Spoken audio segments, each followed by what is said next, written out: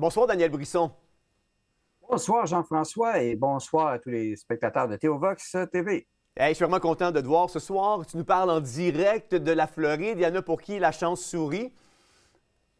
Oui, on peut dire qu'on fait notre chance, mais c'est le fun d'être dans un État libre qui est très accueillant pour les gens. Malgré ce que certains médias pourraient dire, c'est drôle de voir les médias du Québec encore essayer de faire croire au monde qu'il y a une hécatombe et qu'il y a une fuite de Québécois qui fuient la Floride, un État libre, moins de taxes.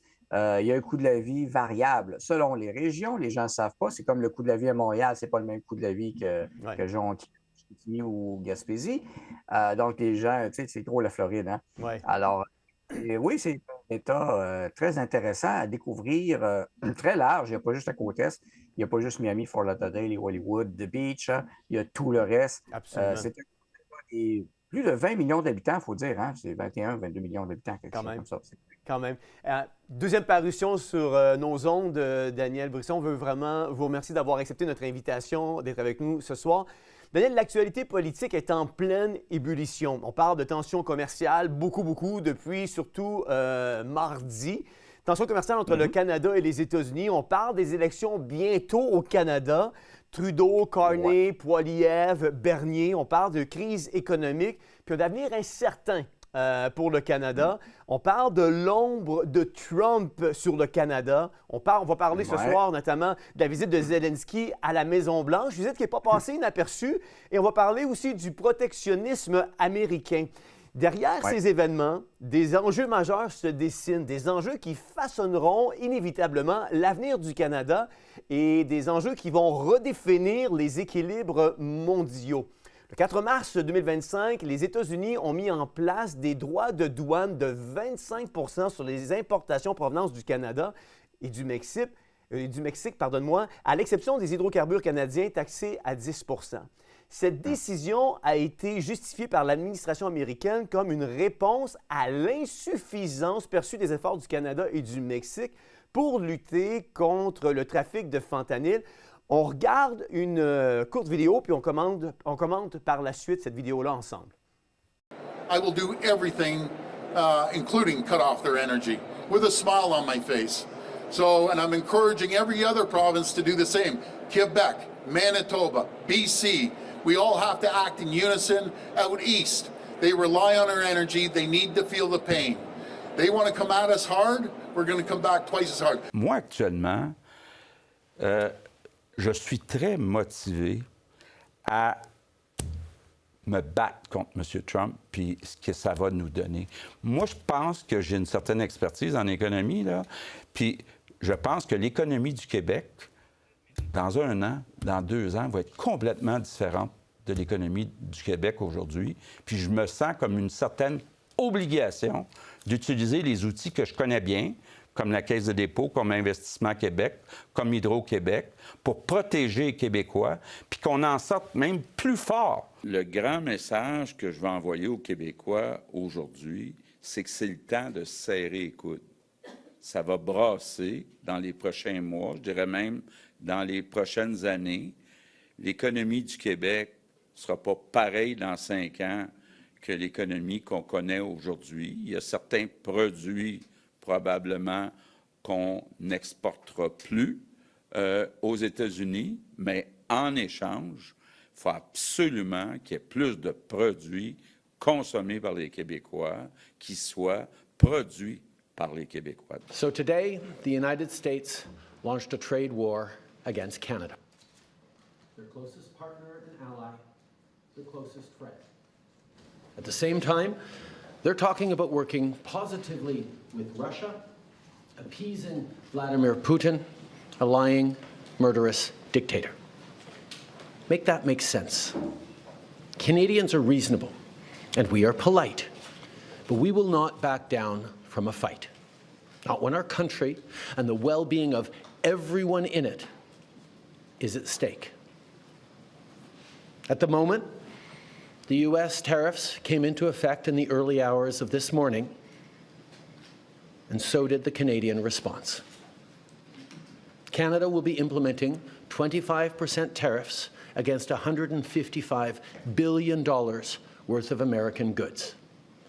starting with tariffs on $30 billion worth of goods immediately, and tariffs on the remaining $125 billion of American products in 21 days' time. Now, it's not in my habit to agree with the Wall Street Journal, but Donald, they point out that even though you're a very smart guy, this is a very dumb thing to do. My message to every business in the world is very simple. Come make your product in America, and we will give you among the lowest taxes of any nation on earth. We're bringing them down very substantially, even from the original Trump tax cuts. But if you don't make your product in America, which is your prerogative, then very simply you will have to pay a tariff, differing amounts, but a tariff which will direct hundreds of billions of dollars and even trillions of dollars into our treasury to strengthen our economy and pay down debt. Daniel, en réaction, le Canada a imposé des tarifs de 25 sur 30 milliards de dollars de produits américains en vigueur depuis le 4 février 2025. Cette escalade des tensions commerciales a suscité d'énormes inquiétudes quant à l'impact potentiel sur les économies des deux pays, notamment plusieurs premiers ministres provinciaux comme Doug Ford et François Legault menacent de riposter économiquement. Daniel, ont-ils réellement les moyens d'influencer Washington ou c'est un bluff politique? Bien, la réponse aux deux questions, je dirais, influencer Washington, non. Et bluff politique, non. Malheureusement, ce sont les citoyens qui vont casquer, qui vont payer pour ces mesures absurdes, idiotes, imbéciles. Parce que ce qu'on fait, ce qu'on a annoncé hier du Canada, du Québec et de l'Ontario, ce n'est pas des mesures contre Trump. Quand j'entends Legault dire on va se battre contre Trump, on va faire mal à Trump. Wow! Et de voir des gens qui ont cru ça, êtes-vous épais? Sincèrement. Non, mais à un moment donné, il faut réaliser quelque chose. C'est contre nous, c'est contre le peuple, c'est contre les citoyens que ça s'applique. C'est pas le gouvernement. Ce qu'on fait comme mesure, c'est pas pour préserver les citoyens canadiens et les Québécois. Non, c'est pour préserver des élites, des institutions qui s'appellent le Québec et le Canada et des élites parlementaires qui se foutent des citoyens. Ouais. Alors, c'est pas les tarifs avec le dollar canadien qui a baissé de toute façon. Un, les Américains sont capables d'absorber. Deux, l'économie va très, très bien. OK? Oui, Wall Street Journal trouve mauvaise idée ou pas. Ça, c'est le plan de Trump. Ils pourront en juger après. Les tarifs qui s'appliquaient, ça aurait pénalisé un peu les Américains, les citoyens d'ailleurs, et pas Trump. Mais nous, on fait exactement la même imbécilité. Alors, on s'impose des tarifs contre nous-mêmes. En aucun cas, hier, je n'ai entendu ni Trudeau, ni Legault, ni Ford, ni aucun des autres dire bien, on va lutter contre les États-Unis et l'impérialisme américain en baissant les taxes, les impôts, en éliminant la taxe de carbone, en éliminant le gain capital sur les entreprises, en éliminant le gain capital pour les particuliers. Alors, ça aurait été des mesures pour les citoyens qui auraient fait mal aux États-Unis, qui auraient fait du Canada et du Québec des endroits compétitifs, ce qui est exactement le contraire de ce qu'on vient de faire. Tu sais, Daniel, on parle beaucoup depuis quelques, je dirais même depuis l'arrivée au pouvoir de Donald Trump, du Canada comme étant ou comme étant potentiellement ou devenant potentiellement le 51e État américain. Il y a une question que j'ai trouvée intéressante qui a été posée au président des États-Unis en lien avec l'intégration de certaines provinces au préalable au Canada à devenir 51e État des États-Unis. Trump a laissé sous-entendre ou planer l'idée d'intégrer des provinces canadiennes au préalable à l'intégration, par exemple, d'un Canada qui pourrait devenir le 51e État américain. On écoute l'extrait puis on le commente par la suite. Last week, I spent some time with two government officials for Canada. I was asking them how realistic is it that Canada would be the 51st state. Yeah. And they told me there is a path. Alberta is first. And if they sign on, Saskatchewan would follow, and then you go west to British Columbia. There is a movement in Canada to join us. I want to get your thoughts on that and how that's proceeding. So it's true. Thank you, Brian. It's true. A lot of people in Canada are liking becoming our beautiful, cherished 51st state. They'll have to pay much lower taxes. They'll have the ultimate security. You know, they don't pay very much for security right now because they rely on us, which is really unfair to us. They make cars that we could make, and they send them back into the United States. They make a lot of things, including the sending of oil and everything. We don't need their oil. We don't need their lumber. Daniel, ça m'amène à te poser la question suite à cette vidéo-là. Peut-on réellement croire que l'Alberta et la Saskatchewan pourraient rejoindre les États-Unis? Si oui, Trudeau et Ottawa seraient-ils capables de les empêcher? Puis cette menace est-elle crédible ou sert-elle uniquement à exposer la faiblesse de notre leadership canadien? Oui, les deux provinces pourraient devenir États américains. Et quand j'ai parlé des taxes, quand j'ai dit qu'il n'y avait rien pour les citoyens, voyez-vous ce que Trump a mentionné dans son pitch de vente? Hein? Pourquoi faire affaire avec les États-Unis? Une monnaie plus forte, une armée commune et moins de taxes et impôts. Et ça, je peux vous dire une chose, ça attire beaucoup, beaucoup de gens. Oui, il y a actuellement une montée en Alberta, en Saskatchewan et dans l'Ouest, face au pouvoir centralisateur d'Ottawa, qui, encore une fois, hier, ce que vous avez entendu, on va tout gérer, on va garocher de l'argent. Les provinces, c'est la même chose. Bien sûr que l'offre en Alberta va être très alléchante avec le pétrole. Et sachez que le pétrole est de juridiction fédérale. Donc, imaginez si Trudeau veut arriver en Alberta pour prendre le contrôle du pétrole de l'Alberta. Chose que les États-Unis veulent. Est-ce qu'ils en ont besoin? Oui, ils en ont besoin pour le moment. Mais hier, dans le discours de Trump, hier qu'il a fait au Congrès, il y avait un petit message pour le Canada et le Mexique. Un, si vous imposez le tarif, on va en imposer d'autres. Et deux, je refais un appel à la planète Terre au complet pour trouver d'autres partenaires. Alors, si nos alliés, partenaires habituels, ne veulent plus faire affaire avec nous autres, avec nos conditions, ils ne veulent pas négocier avec nous autres intelligemment, bienvenue aux autres. Et je peux vous dire une chose, quelqu'un comme Javier Milei de l'Argentine, en passant, sont capables de produire 1 million de barils de pétrole par jour. L'année passée, il avait monté à 900 000. Et ça, c'est les derniers chiffres qu'on avait. Ils ne sont pas à jour, les chiffres qu'on a actuellement. Qui était à Mar-a-Lago au début? Un certain Javier Milei qui était là et autres dirigeants du monde. Alors, Trudeau était dans les derniers à y aller. Et on a vu ce qui s'est passé avec le 51e État. Trudeau l'aurait laissé filer exprès pour essayer de créer un faux sentiment nationaliste canadien rallié autour de Trudeau. Alors, on essaie de faire de Legault, Trudeau et Doug Ford les sauveurs du Canada. C'est eux qui nous ont mis dans la merde. Ouais. C'est le Team Canada, Team de Bouette, qui nous a mis dans le marais, dans le swamp, jusqu'au cou, même par-dessus la tête. Et là, ils arrivent comme sauveurs avec des solutions, les mêmes solutions idiotes qui nous ont mis dans le marais. Ouais. Et le message de Trump de dire « je vais baisser les taxes et impôts », vous ne l'entendez pas ici. Non, c'est clair. Mais parlons pour parler. Ça serait quoi les conséquences si une province comme Alberta, Saskatchewan migrait avant le reste du Canada, même si c'est spéculatif, là, migrait comme étant le 51e État des États-Unis? Une catastrophe et la fin du Canada. Vous oubliez la péréquation de 13 milliards du Québec, qui a reçu ça. C'est fini. C'est fini, la péréquation du Québec, c'est fini, là. Ça, c'est pour 2024-2025, mais je rappellerai qu'on a reçu 14,1 milliards dans les 2 années précédentes. Là. Oui, effectivement, c'est bon de rappeler. Donc, ça, vous oubliez ça. Cette péréquation-là, c'est fini. L'énergie, tout pays, État international qui se respecte doit maîtriser son énergie. Ici, on a fait exactement le contraire. On était contre le développement de notre énergie. On s'est battu contre les développements du gaz naturel, le projet GNL au Québec, par exemple. On s'est battu contre tout développement de gaz de schiste, même s'il y avait des nouvelles techniques qui étaient meilleures, puis il y avait des risques environnementaux maintenant calculés qu'on sait.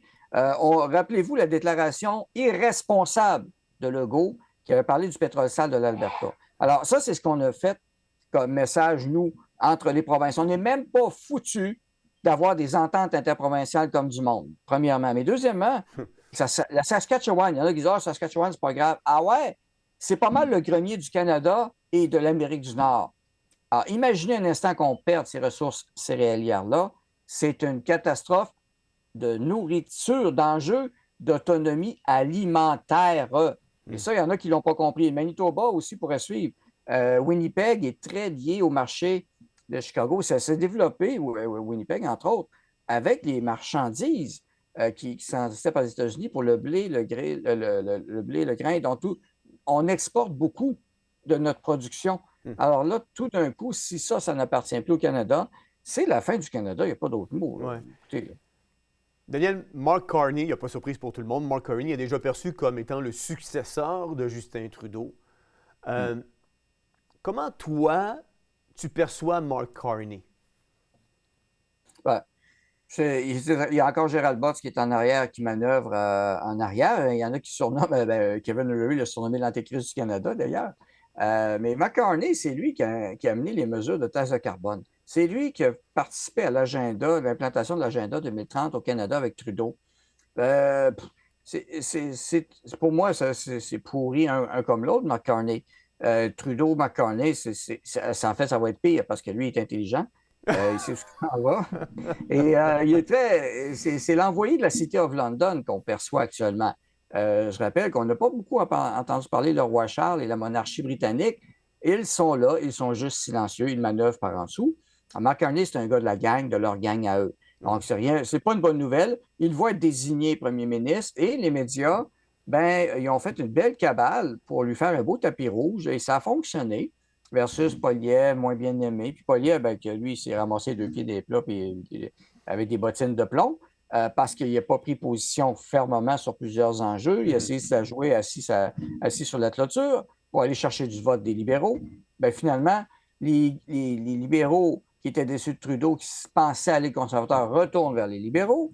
Et les conservateurs mous, eux autres, ils s'en vont tourner vers McCartney, qui est vu un peu comme un homme fort face à Trump pour négocier. Mais c'est pas encore là pour négocier contre Trump pour les citoyens qui va le faire. C'est pour leurs intérêts à eux. Ouais. Et d'ailleurs, vous avez entendu Trudeau, vous avez parlé de l'Ukraine, Trump qui veut la paix avec la Russie. Et là, on dit que Trump est à la solde de la Russie, est à la botte. Ben non. Non, c'est pas ça. Puis en passant, l'aluminium, peut-être que la Russie pourrait vendre de l'aluminium aux États-Unis. Imaginez la claque d'en face de l'Occident. Alors, c'est l'Europe qui va en guerre avec le Canada. On va aller en guerre. La France a annoncé un déploiement, mais l'Italie a dit non. Alors, vous voyez, même l'Europe est divisée actuellement, très faible. Ouais. Nous, tu as parlé de faiblesse tantôt. Le Canada et la faiblesse de ses dirigeants a été exposée. L'équipe de Trump le savent. Là. Regardez ce qu'on a élu. Là, je veux dire, on ne fait pas le poids, là. On se souviendra, Daniel, que le Parlement du Canada a été prorogé pour une période allant initialement jusqu'au 24 mars prochain. Le temps que le Canada, que le premier ministre Justin Trudeau, premier ministre démissionnant, puisse s'organiser, trouver son successeur, le désigner comme premier ministre, puis s'organiser, puis organiser ses troupes à l'interne. Plusieurs s'attendaient. Je dis s'attendaient, tu vas comprendre pourquoi, Daniel, parce qu'on va écouter une petite vidéo dans quelques instants.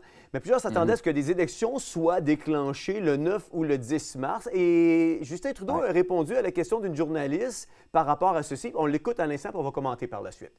As we know, the Liberal Party is going to be picking a new leader over the weekend. But when is it going to be your last official day as Prime Minister? That will be up to a conversation between the new leader and myself to figure out how long a transition is needed. It should happen reasonably quickly, but there's a lot of things to do in a transition like this, particularly at this complicated time in the world. So it sounds like it won't be immediately on March 9th or March 10th. So it sounds like you'll probably still have some time remaining to put in some more actions on this. Nadine, ma question, c'est, on va savoir des élections le 9 ou le 10 mars prochain ou ça va aller un peu plus loin ou y aura-t-il des élections? Oui.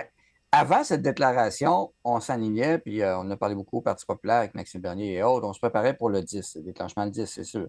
McCartney n'avait pas avantage à aller au Parlement à siéger puis se faire poivrer. Mais là, c'est drôle, hein, parce que quand je disais que Poilievre s'est foutu les 2 pieds dans un vase, il est mou. Il est gagné. Et là, McCartney va arriver. Et Trudeau l'a dit hier, on va prendre le temps qu'il faut pour analyser, pour voir le temps requis. Quel est le temps requis? 1 mois, 2 semaines, 6 mois? On ne sait pas.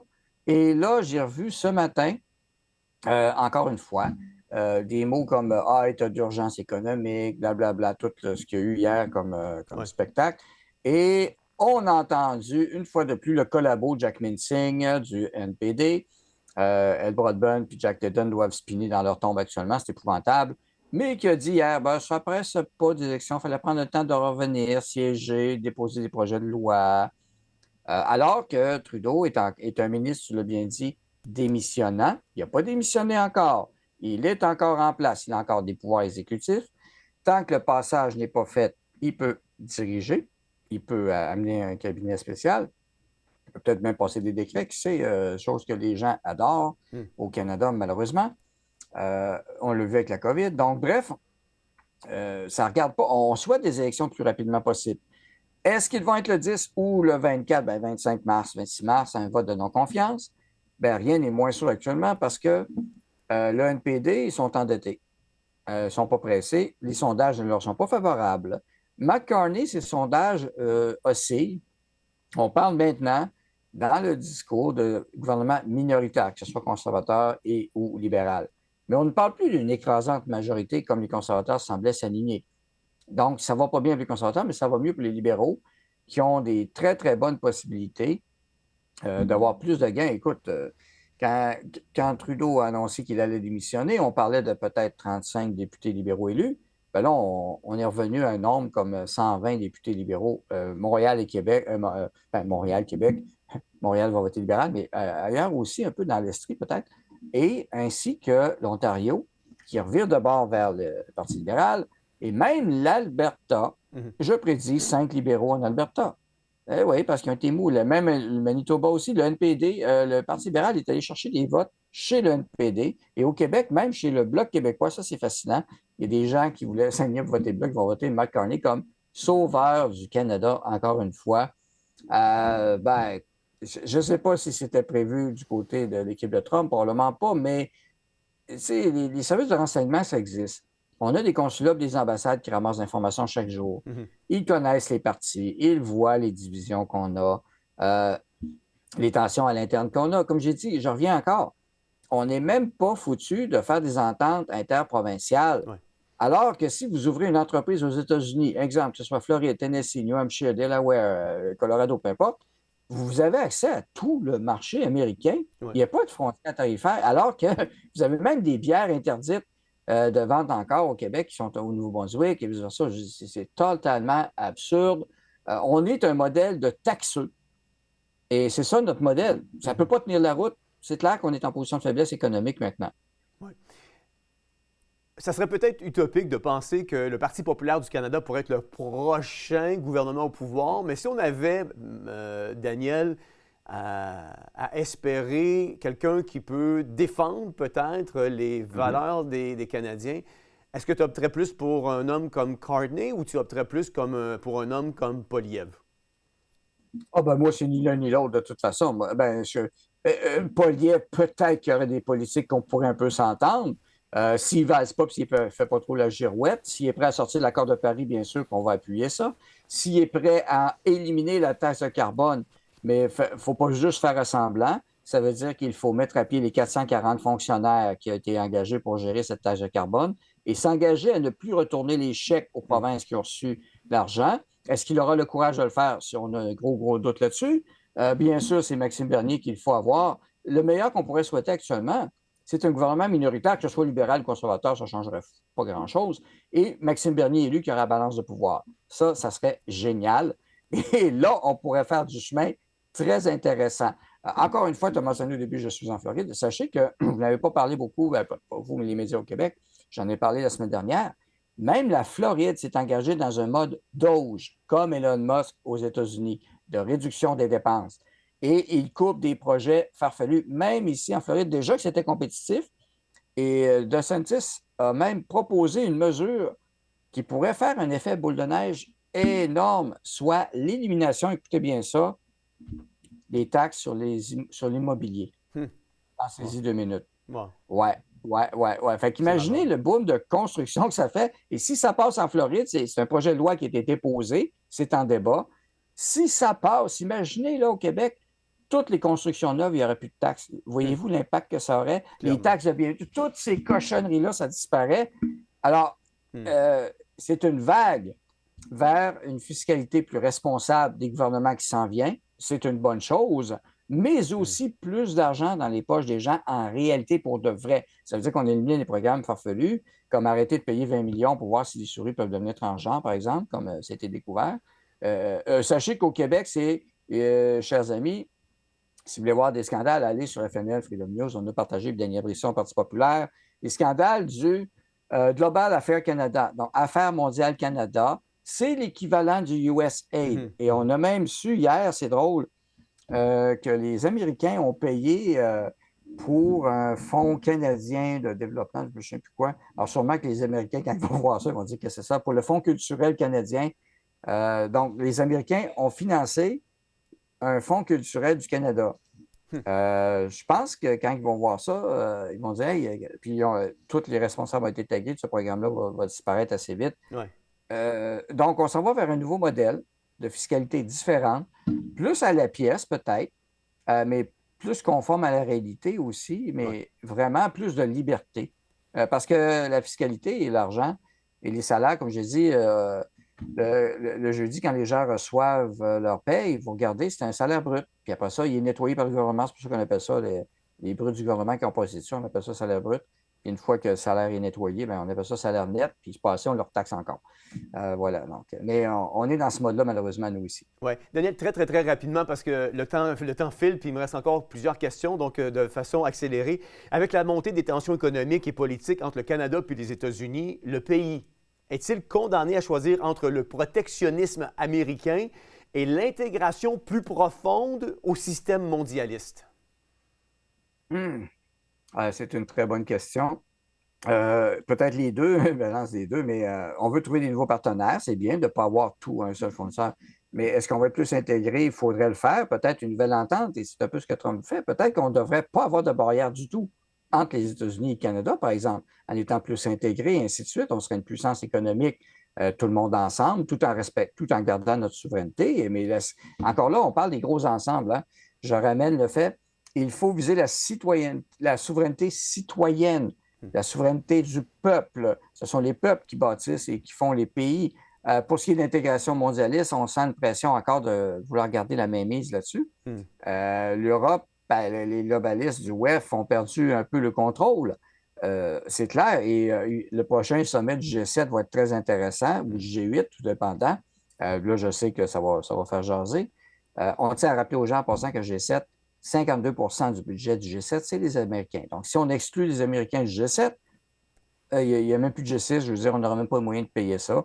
Donc, notre faiblesse fiscale, notre faiblesse monétaire, notre niveau de productivité n'est pas au rendez-vous. Puis on n'est pas dans un mode de bâtir puis de développer. C'est ça notre problème actuellement. On est peut-être un peu trop dépendant et on a embarqué dans des folies woke et des politiques de DEI destructrices, ce qui nous ont nuit. Donc, vers quoi on va être poussé sans direction claire? On va se faire pousser au gré du vent, là où les autres vont vouloir qu'on soit, parce qu'il n'y a pas de direction claire, il n'y a pas de leadership fort au Canada actuellement. Puis, écoute, dans ce segment-là, ça va être ma dernière question, parce qu'après ça, je veux parler un peu de l'Ukraine puis de la visite de Zelensky à la Maison-Blanche la semaine dernière. Mais le Canada, tu parles de leadership, tu parles de position forte qui était totalement absente. Le Canada a toujours été un pays intermédiaire entre les blocs de pouvoir, avec les tensions croissantes entre Washington, Pékin puis Moscou. Est-ce que notre pays peut encore se permettre la neutralité ou notre pays aujourd'hui est forcé de choisir un camp? Je pense qu'on va être forcé de choisir un camp. Parce que ce qui dérange les États-Unis, entre autres, c'est l'infiltration chinoise qu'il y a eu depuis des années au Canada. On s'est fait voler nos inventions non-stop pendant plus de 30 ans. On a eu l'infiltration chinoise, même, rappelez-vous, les polices, les bureaux de police chinois, puis on les a même récompensés, imaginez, c'est pour dire. On a entraîné des militaires chinois au Canada. On a permis peut-être une base de sous-marins dans le Grand Nord. Actuellement, la Chine a racheté une mine qui était sous niveau de l'eau. Et il y a des bateaux qui sont là, chinois, qu'est-ce qu'ils foutent là? Je veux dire, on a donné le contrôle à la Chine. Rappelez-vous, dans l'épisode de COVID aussi, l'histoire des laboratoires de Winnipeg, c'est des Chinois qui ont sorti les fioles d'ici. Le Canada a joué un rôle très sale dernièrement dans le monde, même avec l'Ukraine, je sais qu'on va parler tantôt, mais on s'est mal positionné, on s'est ouvert à se faire envahir de toutes les façons possibles. Le fentanyl, c'est un vrai débat en passant. Il y en a qui disent que c'est juste 1 Trudeau l'a dit. 1 de fentanyl, ça, c'est ce qu'on a saisi. Exactement. Et là, 1 c'est 100 000 adultes qui peuvent en crever, qui peuvent en mourir. C'est quand même pas banal. Le port de Vancouver est aux mains de la Chine. C'est pas une bonne nouvelle du tout. Alors, jusqu'où on est souverain, le Canada, actuellement? Est-ce qu'on est vraiment souverain? Je lisais dans un article, on en a parlé avec l'invité précédent, le sénateur. Je lisais dans un article qu'en production de fentanyl dans l'Ouest canadien, il y en avait assez pour tuer 2 fois la population canadienne. Oui, le super laboratoire qui a été démantelé en Colombie-Britannique. Ça, c'est un. Est-ce qu'il y en a d'autres? Ça, c'est ce qu'on a vu, c'est ce qu'on a pogné. Ouais. Alors, quand on dit on a juste 1%, 1%, tu vas tuer 100 000 personnes, c'est pas grave. Êtes-vous fou? Êtes-vous malade? Ouais, c'est ça. C'est zéro. C'est zéro qu'il faudrait viser. C'est pas 1%, c'est pas 2, c'est zéro. Absolument. Faut avoir la tête dans le sable et derrière en l'air comme des autruches pour penser de même. Daniel, je veux te parler de la visite de Zelensky la semaine dernière à la Maison-Blanche qui n'est pas passée inaperçue. Je veux juste te montrer un extrait de cette visite-là, puis on la recommande par la suite ensemble. Don't tell us what we're going to feel. We're trying to solve a problem. Don't tell us what we're going to feel. I'm not telling you. Because I'm you're in no answering on position this to question. dictate that. That's Remember exactly what this. you're doing. I'm not You're in dictating. no position to dictate what we're going to feel. You We're will- going to feel very you will good. feel influence. We're going to feel I'm- very I'm good and telling very you, strong. You will feel influence. You're right now not in a very good position. You've allowed From the yourself very- to be in a from very the very bad position, beginning and he of the happens war. to be right about From the it. very beginning of the war. You're not Mr. in a good Brown, position. I You don't was- have the cards right now. With us, you start having not playing cards. cards. Right now, you I'm don't. very You're playing serious, cards. Mr. President. You're I'm playing very cards. serious. You're I'm gambling the with the president lives of anymore. millions of people. You think- You're gambling with World War What do you- III. what do you You're speak about? gambling with What do you World speak War about? III. And Yeah. what you're doing is very disrespectful to the country, this country. Your country is in big trouble. Can I Wait a answer? minute. No. Can You've I done a lot answer? of talking. Your country is in big trouble. I know. You're not I winning. know. You're not winning this. You have a damn good chance of we are coming out staying- okay because of Mr. us. President, we are staying in our country, staying strong from the very beginning of the war. We've been alone, and we are thankful. I said thanks You haven't in been this alone. cabinet, You and haven't not been only alone. in this We cabinet. gave you, through I this said stupid thank you. president, $350 billion. You voted we gave for you your military president. equipment. You and you voted men for are your brave, president. but they had to use our military. What about if, West if you didn't have You our invited military me- equipment, you invited if me you to didn't speak- have our military equipment, this war would have been over in 2 weeks. Accept that there are disagreements, and let's go litigate those disagreements rather than trying to fight it out in the American media when you're wrong. We know that you're wrong. But you see, I think it's good for the American people to see what's going on. I understand, sir. I think it's I very understand. important. That's why I kept this going so long. I think we've seen enough. What do you think? Huh? This is going to be great television, I will say that. Selon Bloomberg, là, Trump aurait ordonné l'arrêt de la fourniture militaire, d'équipements militaires à l'Ukraine au cours des dernières minutes. Donc, sur pause, les Américains ne fourniraient plus l'armement à l'Ukraine, selon Bloomberg. Ça aussi, c'est un tournant qui risque d'être décisif dans cette guerre-là. Daniel, on a vu, et c'était l'échafourée là, un petit peu entre Vance, Trump et le président Zelensky la semaine dernière. Suite à cette visite, l'Occident est-elle en train de lâcher l'Ukraine?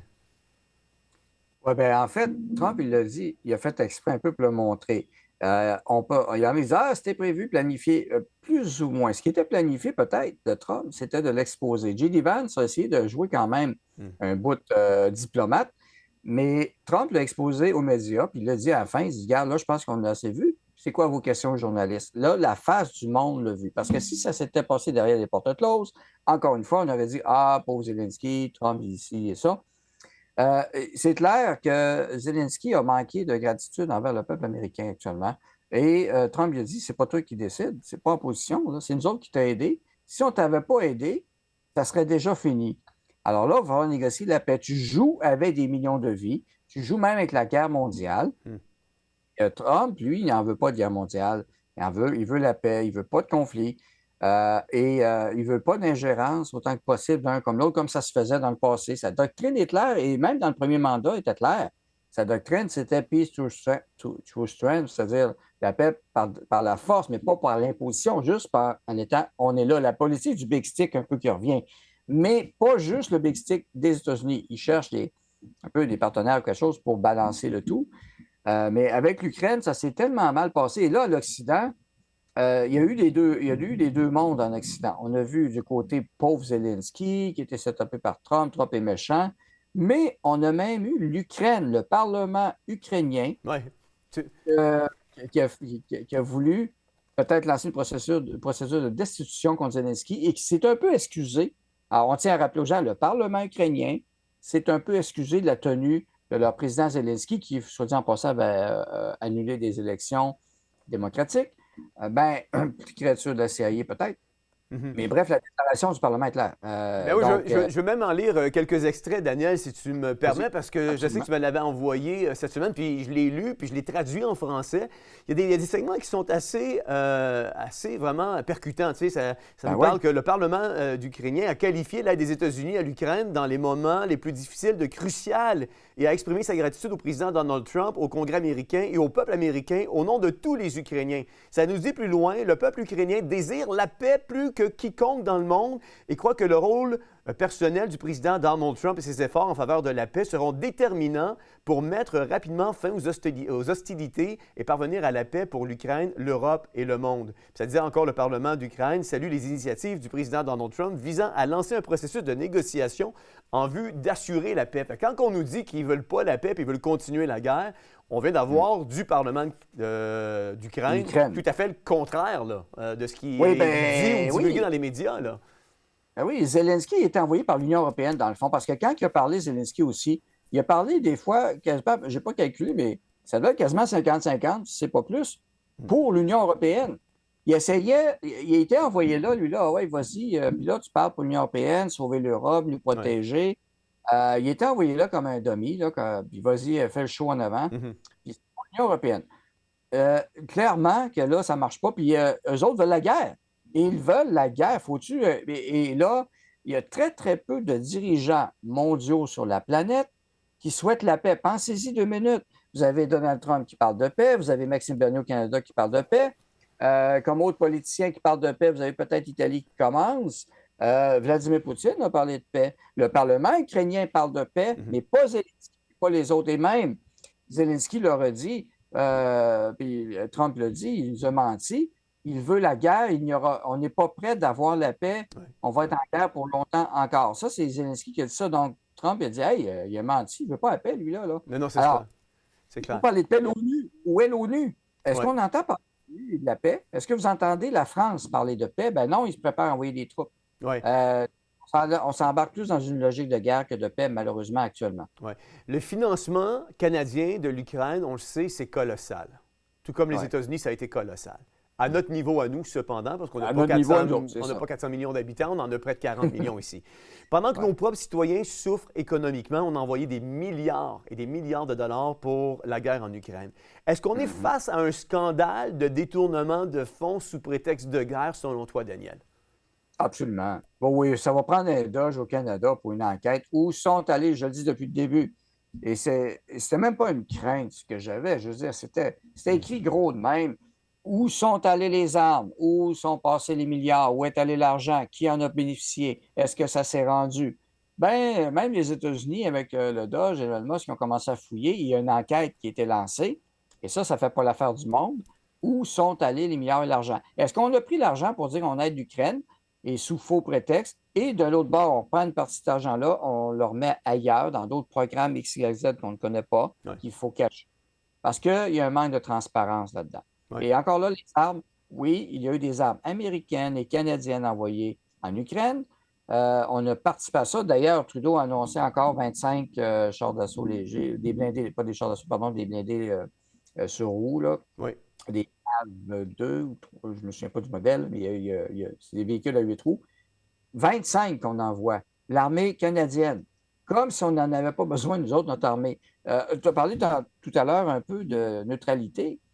Bien, la Suisse joue encore son rôle de neutralité malgré tout ce qui se passe. Et il n'y a personne qui songerait à attaquer la Suisse. Mais la Suisse est là, est présente, elle écoute, alors prépare peut-être des tables de négociation, fait son rôle. Je ne dis pas qu'il n'y a pas d'espionnage ou rien, il n'y a personne de parfait. Mais toujours est-il que le Canada, on a pris une mauvaise tangente. On a perdu notre souveraineté, on n'a pas de direction. Et on se mêle de quelque chose qu'on ne devrait pas se mêler. L'Ukraine, on n'a pas d'affaires là. Et d'envoyer des troupes sous couvert de mercenaires, c'est jouer avec le feu aussi. Oui. Daniel, en 30 secondes, est-ce que cette guerre-là aurait pu être évitée? Oui, absolument. Cette guerre-là aurait pu être évitée. Et d'ailleurs, peut-être qu'elle a été laissée faite parce qu'on avait vu les déploiements de troupes en Russie, on disait qu'elle n'allait pas le faire. Donc oui, il y a des accords qui n'ont pas été respectés. Et Zelensky qui a même parlé de paix à un moment donné, l'Angleterre s'en est mêlé pour dire, Johnson s'en est mêlé pour dire non, tu ne parleras pas de paix là. Alors, il y en a qui ont... Il y a des profiteurs de guerre qui en ont profité, malheureusement. Dernière question, encore une fois en 30 secondes. Trump est présenté comme un potentiel artisan de la paix, mais peut-on réellement croire qu'une négociation de paix en Ukraine servirait d'abord les intérêts ukrainiens? Ou s'agit-il avant tout d'un coup stratégique pour redéfinir l'équilibre des puissances au profit des États-Unis? Les deux, ça ne servira pas tant l'Ukraine, malheureusement. Le peuple ukrainien, en fait, s'est fait abuser. Ils ont utilisé l'Ukraine, l'Europe a utilisé l'Ukraine, la Russie a utilisé l'Ukraine, les États-Unis ont utilisé l'Ukraine, tout le monde utilise l'Ukraine, finalement, malheureusement. Ils ont été abusés. Alors, le peuple ukrainien est à risque. Et on a, tu sais, rappelez-vous, là, on a sorti des centaines de milliers de citoyens, des femmes ukrainiennes, entre autres, de l'Ukraine. Les hommes, c'est 500 000 morts qu'on parle actuellement, sont en train de recruter des jeunes dans les rues. Quelqu'un qui se promène avec un chien, on le recrute, on l'envoie de force se battre. Ils en sont rendus là. L'Ukraine est défaite. Les ressources naturelles vont être sur la table de négociation entre les États-Unis, la Russie, l'Europe. Mais l'Europe, là, ils ne sont pas contents parce qu'ils ne pigeront pas dedans comme ils pensaient. C'est peut-être ça qui les frustre le plus. Alors, les États-Unis vont avoir une entente avec les terres rares qu'ils ont. Je ne sais pas la grande quantité, mais il y a des ressources. On parlait de céréales tantôt. L'Ukraine, c'est le grenier de l'Europe. Absolument. Et là, les États-Unis prendraient une partie de ça. La Russie prendrait une autre partie de d'autres choses, mais entre autres, l'huile de tournesol, entre autres, des choses comme ça. Et des minerais aussi, d'un bord et de l'autre. Alors, il y a des enjeux stratégiques. Alors, l'Ukraine a servi de dépotoir de vieux stocks militaires de l'OTAN aussi. Oui. Merci beaucoup, Daniel, d'avoir été avec nous ce soir pour répondre à nos questions. Ça a été vraiment apprécié. Merci de votre invitation et au plaisir de se revoir. À la prochaine. Vous savez, en conclusion, ce que j'aimerais terminer avec la conclusion suivante. Les tensions géopolitiques, économiques et idéologiques que nous avons abordées ne sont pas de simples soubresauts historiques, mais les symptômes d'un monde en pleine mutation. Derrière les enjeux de pouvoir entre nations, les ambitions des élites et les conflits d'intérêts, une question essentielle doit se poser et se pose aujourd'hui. Où nous mènera cette course effrénée vers le contrôle global? La Bible nous enseigne que les nations s'agitent, que les puissants cherchent à imposer leur volonté, mais que Dieu demeure souverain sur l'histoire. Ce que nous vivons aujourd'hui n'est pas une surprise pour ceux qui ont les yeux ouverts sur les signes des temps ou, si vous préférez, sur les prophéties des temps de la fin.